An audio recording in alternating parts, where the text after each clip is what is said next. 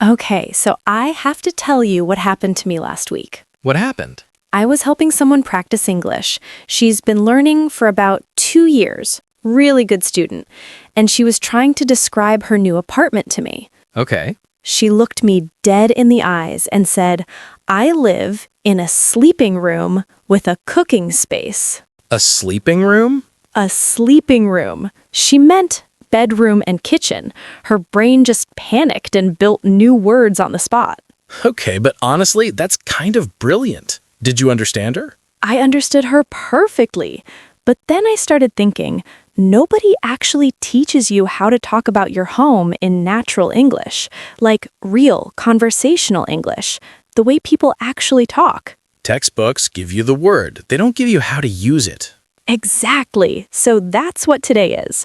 I'm Riley. And I'm Kendall. And we're doing a full house tour, room by room.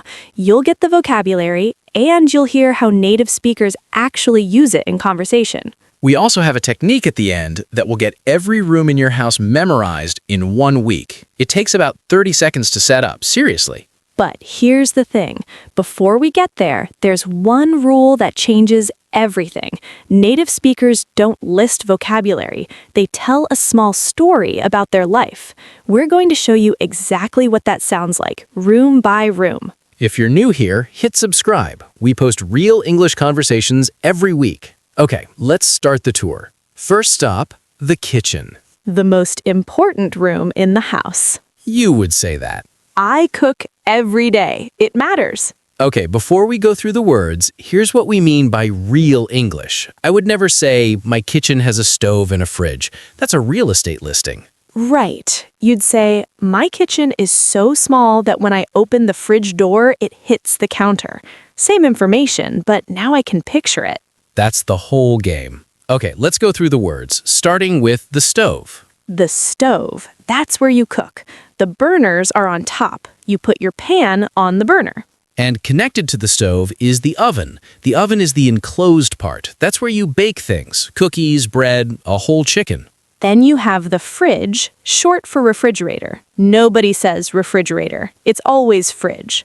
You have the microwave, the sink, that's where you wash dishes and your hands, and the dishwasher, if you have one.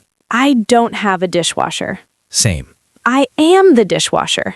And then you have your countertops. That's the flat surface next to the stove and the sink. That's where you prepare your food, chop vegetables, make a sandwich, all on the countertop. Or, in my case, that's where I put my mail because I have no counter space. How much counter space do you actually have? I can fit my coffee maker. That's it. If I want to use the cutting board, I have to put the coffee maker on the floor. That is genuinely sad. It's a system. It works. Okay, now, here's the important part. Native speakers don't describe their kitchens like a shopping list. We describe how it feels to actually be in there. And usually that involves complaining. Always complaining. I would never say, my kitchen has a stove and a fridge. That's a real estate listing. Right. You'd say, my kitchen is so small that when I open the fridge door, it hits the counter. Or, my oven takes 20 minutes to heat up. I'm pretty sure it was built in 1987. Or, I have 2 feet of counter space, so every morning I choose between the coffee maker and the toaster. Today, the coffee maker won. That's real. That's how people actually talk. You're not listing appliances, you're telling a story about your life.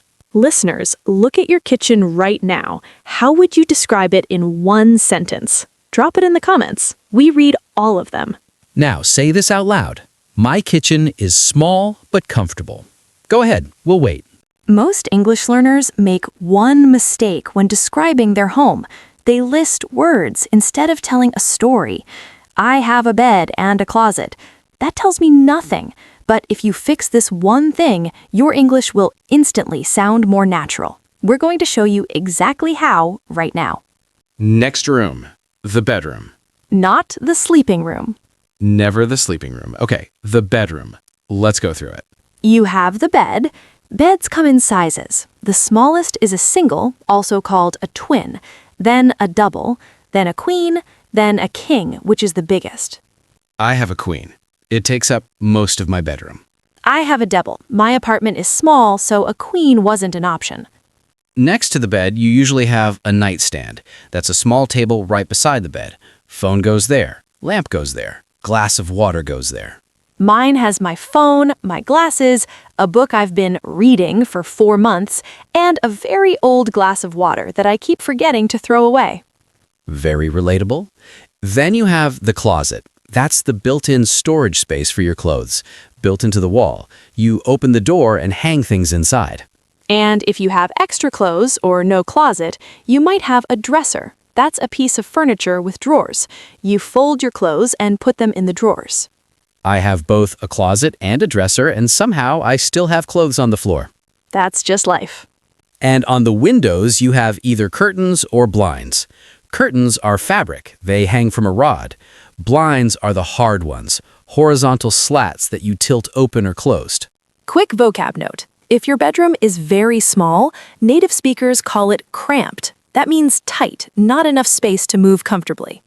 Or you can say cozy if you want to be polite about it. Cozy is what real estate agents say when they mean cramped. 100%. But how do native speakers actually describe their bedrooms? They give you one specific detail that tells you everything. Like, my bed takes up the entire room. I have to crawl over it to get to the window. Or, my bedroom is actually really nice. It gets morning light and I wake up feeling like a human being. Or, I don't have a closet, so all my clothes live on a rack in the corner. It works, but it's not exactly elegant. One detail, one image. That's all you need. Your turn. Describe your bedroom in one sentence. Drop it in the comments right now. Don't overthink it. Just one detail that tells us what your bedroom is really like. Living room time. This is the room people see first when they visit you. So, first impressions matter here. The main thing in a living room is the sofa, also called a couch. Same thing. Americans use both words. In front of the sofa, you usually have a coffee table. That's a low table, not for eating dinner, just for putting your drink, your remote, your book. Then you have the TV and maybe bookshelves on the wall. On the floor, you might have a rug. That's a large decorative mat. It ties the room together. And on the sofa, cushions, also called throw pillows. The soft, decorative pillows, not for sleeping, just for comfort and making the room look nice. I have a lot of throw pillows. How many? I don't want to say. How many, Kendall? 11. There are 11 throw pillows on your sofa. They make the room feel warm, okay? I also have plants. 3 plants in the corner. How many are alive? 2? The third one is recovering. It's dead. It's resting. Now, how do native speakers describe their living room? Because this room says a lot about who you are. Instead of, I have a sofa and a TV, which tells a person nothing, you say something like, my living room is really cozy. I have this big gray sofa. I've covered it in too many throw pillows, but I refuse to take any of them off. Or, my living room is kind of a mess right now. I have books on every surface. I'm a reader. It's fine. Or, I don't have a coffee table yet. I keep meaning to buy one. Right now, I use a cardboard box. I'm not going to say if that last one is real. It's real. The detail makes it a conversation. Without the detail, it's just a list. Okay, the bathroom. This one is important because people get nervous about this vocabulary, and they shouldn't. Let's go through it slowly. You have the toilet, the sink, same word as in the kitchen, just in the bathroom.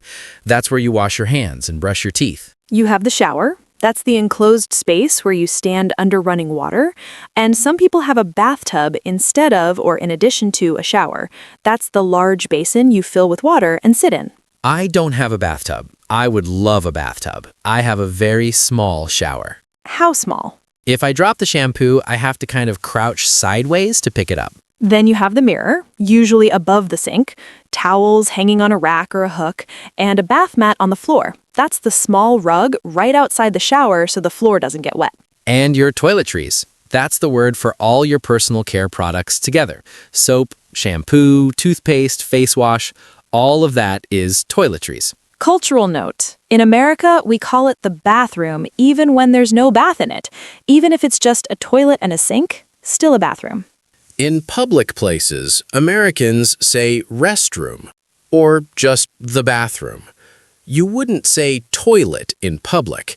That sounds a bit direct. In the UK, you might hear loo or WC. WC stands for water closet. So now, how do native speakers describe their bathroom? We complain. That's really the honest answer. My shower has two settings, freezing cold or absolutely scalding. There is nothing in between. My bathroom is so small that when I stand at the sink, my elbow touches the shower curtain. My bathroom mirror has this lighting that makes me look like a ghost every single morning. I've stopped looking at it before coffee. Everyone has a bathroom quirk. Describe yours. That's what makes it real. Okay, we've done all the rooms. Now let's step outside. Because people always ask, what's your neighborhood like? And this is where a lot of English learners get stuck. The big categories first. You can live in the city. That means urban. Lots of buildings, lots of people. Everything is close together. You can live in the suburbs. That's outside the city center. More residential, more houses, more space. Quieter. Or the countryside. Rural. Open land. Nature. Very few people.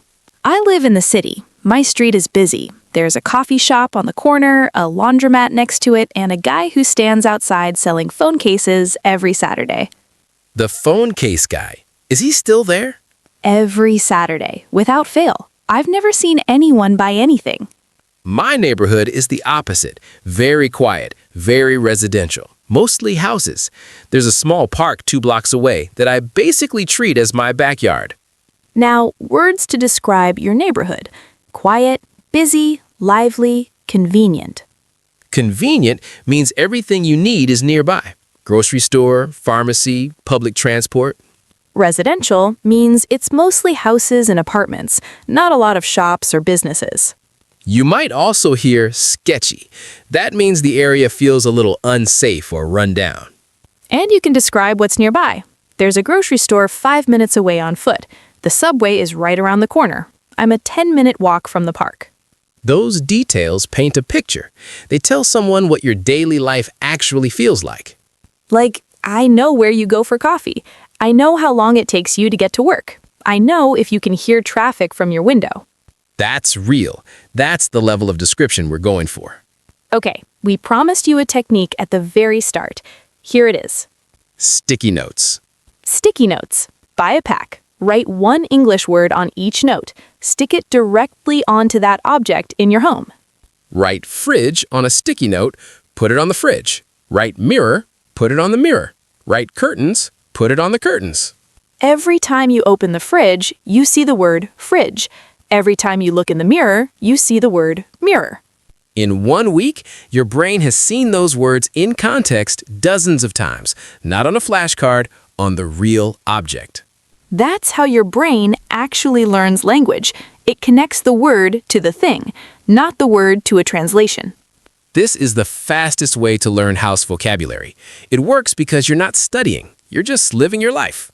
Homework for this week. Pick 5 objects in your home right now. Write the English words, stick them on. Then come back here and tell us in the comments which 5 you chose. We want to see your lists. If you made it this far, comment house tour below. We want to know who stayed until the end. We read every single one. Okay, that's today's episode. We went through the whole house. Kitchen, bedroom, living room, bathroom, neighborhood. And you got the vocabulary plus the way native speakers actually use it. Which is always with a little personal detail, a little story, a little complaint. Not a list, a conversation. If this helped you, subscribe. We make these every week. And leave us a comment. Tell us what your favorite room in your home is and why. Or describe one room in your home using what you learned today. We read every comment, every single one. We'll see you next week. Bye, everyone. Bye.